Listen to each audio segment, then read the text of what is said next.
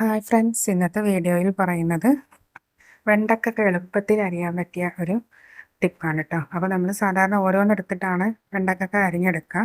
അപ്പോൾ ഇതുപോലെ ഒരു ടിപ്പ് ചെയ്യുകയാണെങ്കിൽ നിങ്ങൾക്ക് എളുപ്പത്തിൽ ഒരുപാട് വെണ്ടക്കകൾ അരിഞ്ഞെടുക്കാൻ പറ്റും കേട്ടോ.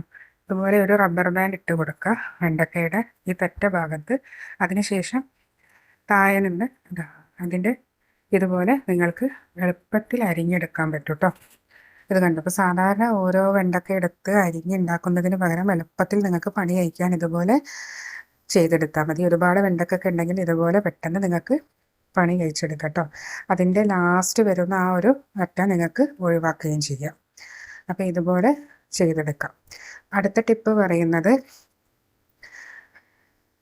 നമ്മുടെ മമ്പയർ, വൻപയർ, അതുപോലെ തന്നെ കടല, ചെറുപയറൊക്കെ കുതിർത്തിടാൻ പല ദിവസം മറന്നിട്ടുണ്ടെങ്കിൽ നമുക്ക് പെട്ടെന്ന് തന്നെ കുതിരാൻ വേണ്ടിയിട്ടുള്ളൊരു ടിപ്പാണ് കേട്ടോ.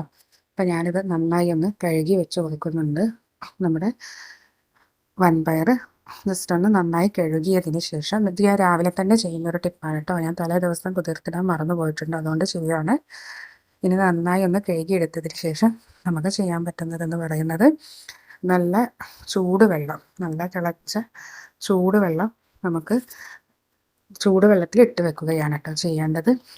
അപ്പോൾ ഞാൻ കാസറോളിലേക്ക് നല്ല തിളച്ച വെള്ളം ഒഴിച്ച്, നല്ല ചൂട് നിൽക്കുന്ന കാസറോൾ ആയിരിക്കണം കേട്ടോ. ആ കാസറോളിലേക്കാണ് ഞാൻ ഒഴിച്ച് കൊടുക്കേണ്ടത്.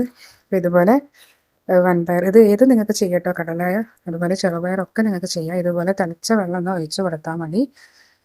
ഇതുപോലെയുള്ളൊരു കാസറോളിൽ. അതിനുശേഷം ഇതൊന്ന് ജസ്റ്റ് ഒന്ന് മൂടി വെക്കാം. എന്നിട്ട് 1 മണിക്കൂർ മാത്രം സമയം മതി കേട്ടോ. 1 മണിക്കൂർ സമയം കഴിഞ്ഞ് ഇതൊന്ന് ജസ്റ്റ് ഒന്ന് ഓപ്പൺ ചെയ്ത് കഴിഞ്ഞാൽ തന്നെ നിങ്ങൾക്ക് ശരിക്കും മനസ്സിലാവും.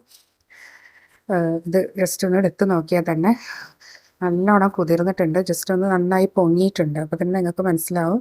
ജസ്റ്റ് കൈ കൊണ്ട് എടുത്തിട്ട് ഞാനൊന്ന് കാണിച്ചു തരാം.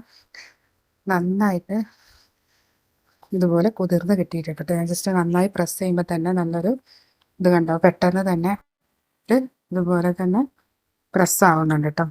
അപ്പോൾ ഇത് കണ്ടോ. അപ്പോൾ നിങ്ങൾക്ക് തലേ ദിവസം എന്തെങ്കിലും മറന്നിട്ടുണ്ടെങ്കിൽ ഇതുപോലെ ചെയ്തെടുക്കാവുന്നതാണ് കേട്ടോ. വളരെ എളുപ്പത്തിൽ 1 മണിക്കൂറിൻ്റെ വ്യത്യാസത്തിൽ ഇതുപോലെ നിങ്ങൾക്ക് കുതിർത്തിട്ട്, കടലയാകട്ടെ ഇനി പട്ടാണി ആകട്ടെ, നിങ്ങൾക്ക് എന്തും ഇതുപോലെ ചെയ്തെടുക്കാവുന്നതാണ്.